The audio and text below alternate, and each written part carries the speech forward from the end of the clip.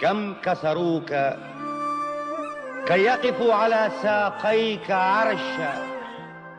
وتقاسموك وأنكروك وخبؤوك وأنشأوا ليديك جيشا، حطوك في حجر وقالوا لا تسلم،